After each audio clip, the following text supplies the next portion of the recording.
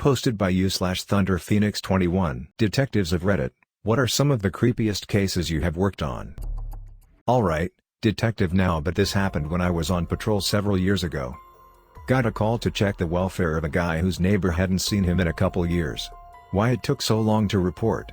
But it was out in our rural area. Anyway, we roll up and the windows are black with mold and flies. Car is parked in the garage. No signs of forced entry. Breach the door and find said guy wrapped up in a phone cord beside a toppled chair in his dining room. He was mummified/melting into the carpet. Barely recognizable as a human aside from his shape and clothes. The smell of him mingled with the inches of stagnant water in his basement from burst pipes and all the dead flies and mold. I'll never forget it. We also found 2 bags of groceries neatly packed on the floor in his kitchen. House was very tidy as well. No witnesses. Estranged from his family. Clearly had a cat, but we never found its remains. Medical record indicated he had a heart condition. My theory is he was having a heart attack and tried to call 911 but never got to make the call. Perhaps the creepiest part? His mailbox was overflowing with past due bills and cancelled utility notices. The last one was a couple months old. And it still took someone that long to call. My brother, not me. I usually tell this long and dramatic, but here is the quick to the punch version. Schizophrenic woman reported being watched by ghosts at the abandoned funeral home. Turned out when investigating, someone, or something, dumb, was actually watching the people in her building and keeping crude log books of their coming and goings and left some of them in the place. My brother's theory was that they were discovered, almost discovered and fled. Anyways, no idea what kind of crime was being planned, but that whole thing sounded creepy as fuck to me. Detective here, attached to a coastal town with a fishing wharf. Started work one day when we get a call from the water police who have responded to an abandoned boat floating off the coast. They have towed it into the bay where they requested our assistance and they would advise us further on arrival. We head down thinking someone had stolen the boat or something else routine. When we get there we are told that no one went further than the entrance before it was sealed off as a crime scene. We have a quick look below the deck and see why. 3 people, clearly dead with one slumped over the wheel, one on the floor and the other in a chair. No struggle. No injuries and nothing out of place. Completely silent other than the water on the hull and the fenders squeaking against the police launch. Turned out to be an accident. Lack of upkeep on the very old engine meant fumes leaked in and the 3 were poisoned, at which point the engine just ran until the diesel was gone. This happened when I was a newer cop on patrol, long before I became a detective. I was working midnights in a neighborhood with a high violent crime rate, and we got sent to a dispute at a bar. This wasn't just any bar. We always referred to it as the Star Wars Cantina because it was always a shit show. We stopped a rape in progress in the dirt alley behind the same bar not long after this. I was working with a female that night. We make our way through the bar systematically booting people out, and get to the bathrooms. I open the door to the men's room and it's empty, single stall bathrooms. My female partner goes to open the women's bathroom door but it's locked. She knocks on the door and a female says, "I'll be out in a minute." We advise her that the bar is closing. Bars close at 4 a.m. in NY. After a couple of minutes we begin to grow impatient. Female partner knocks on the door again and the female agrees to open the door. When she comes out, we ask her what took so long. She's not providing any substance in her answers. She's wearing tight yoga pants, and we notice that she has a large bulge in the back of her pants/crotch. We believed she was either doing drugs in the bathroom and shoved the rest in her pants or that it was a weapon. When we question her about it, she's very evasive and won't answer us. Female partner begins to search her. As she pulls back the female's pants and shines her flashlight down to look, my partner says, "Fuck." She sees a baby arm sticking out from the female's vagina and up through her ass cheeks. This chick had been drinking and smoking crack all day. She had a stillborn and continued to stay at the bar and drink/smoke crack. When the ambulance arrived, they went back into the bathroom with the female and pulled the rest of the baby out of the female and into the toilet bowl.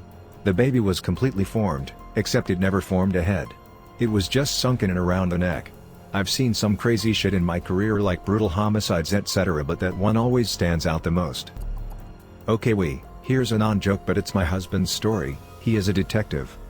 Someone dumped a body in an alley right by the PD, but in a spot that no one frequented. So after a few days in midsummer heat the body melted so bad they couldn't ID by looks or tattoos, just the clothes and hair, and DNA once they figured out who she was. Long story short, it was a serial killer who had dumped her. and they found CCTV of him stalking people at the local shopping center right after he dumped the body. They watched him spend over 4 hours walking around, leaving to his car and changing clothes/hat and going back in, following women for a bit, changing his mind. He left empty-handed, and ended up getting caught a couple states away the following week. Creepiest part for me was that I went shopping there the same day. Made me thankful for all the situational awareness training I got from my dad, also a detective. Made my husband more paranoid, but that's a different story. I guess since OP forgot the serious tag and literally no one has replied who is actually a detective yet. I used to work as an EMT.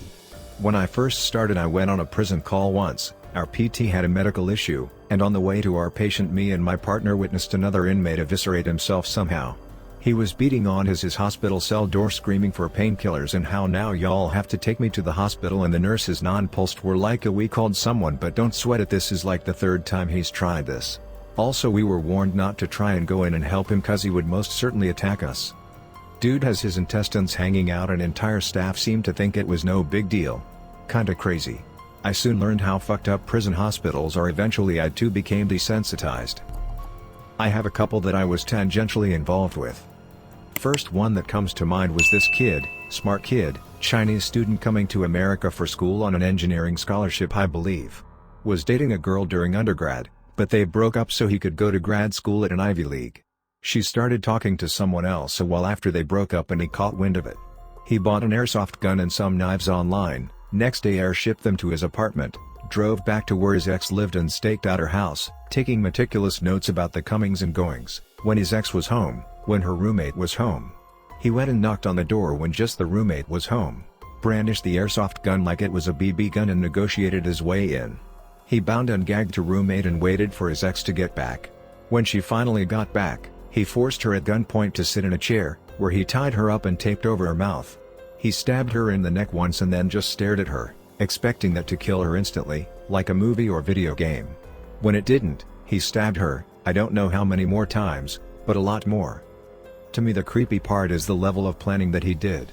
I can understand a crime of passion, but this was so dispassionate. To have enough time to order your murder weapons online and have them delivered, then drive hours to the destination of your murder and plan it out, and at no point get the feeling that you shouldn't follow through with this act, to me that's the sign of a true sociopath. I used to work with a retired LAPD beat cop of 30 years in his retirement fund money gig working on an ambulance. He told me this story that sent chills down my spine. He pulls over this sedan for expired tags, and neither the driver or passenger has any paperwork, driving illegally, and they're both acting shady as fuck, so he calls for backup, detains them, and searches the car. He finds 2 dead young teenage girls in the trunk. They're naked, bound, and gagged and had been mutilated, and there was tons of devices obviously meant for torture.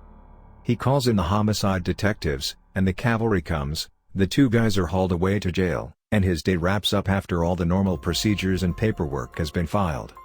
And he says that was the last he ever heard of that case. Nothing. No subpoenas. No testimony to a grand jury. No interviews for the homicide detectives. No stories in the paper. Nothing. He said it wasn't his normal area and didn't know the other cops and detectives that showed up, so that it's possible it just got lost in the enormity of the LA justice system, but he always wondered if there wasn't some shady shit going on.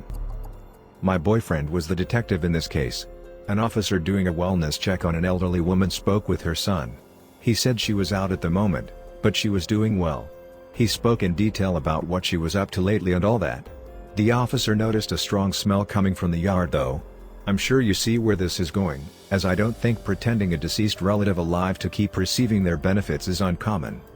The officer turned the case over to a detective, my boyfriend, who returned with a warrant. There were 2 houses. A main house, and a small apartment-style house in the backyard where the mother once lived. When they entered, the son seemed calm. Showed them right to the mother. Continued to speak as if she was still alive and well. In the bed, they found the body, that had clearly been there for a long time. It was like a putrid puddle. The stench was unbearable. The son adamantly refused that she was dead, insisting she had just been up and around the main house yesterday. I learned this story about from my boyfriend as an explanation as to why he always uses so much cologne, air fresheners, scented fabric softeners, etc. The smell is apparently something you never forget. I was on a case to find the Miami Dolphins' missing mascot and quarterback Dan Marino. During my investigation I went eyeball to eyeball with a man-eating shark, staked out the Miami Dolphins and met a beautiful girl named Einhorn. But I soon realized that the girl was the kidnapper. And girl was hiding something. I stripped her of her clothes, revealing a large bulge tucked between her legs. That was the reason Pedactor died. He discovered Einhorn's true identity and let out a scream before being shot off the balcony. Einhorn/Finkel was arrested by the police after attacking me, and her ring is confirmed to have a missing stone. Marino and Snowflake were welcomed back during halftime at the Super Bowl. That's not even the craziest case. Wait till you hear about my trip to Africa. I've heard this one many times from the detective's friend as it's the most told story. They were undercover in a mob and gathered enough evidence to search a house the guys used a lot. The search led them to a basement filled with water halfway up the stairs. They shone flashlights and didn't see anything at first, then saw something glinting in the water. They turned to go up the stairs to get a brighter light, and along the walls and the door frame were gouges, the back of the door too. They got their bright lights and went back down, and it turns out the bad guys had 2 crocodiles in there, and when someone pissed them off they put them in the basement and locked the door. Gouges had skin particles in them. Was by far the craziest/creepiest case I heard, and there's quite a few cops in the family.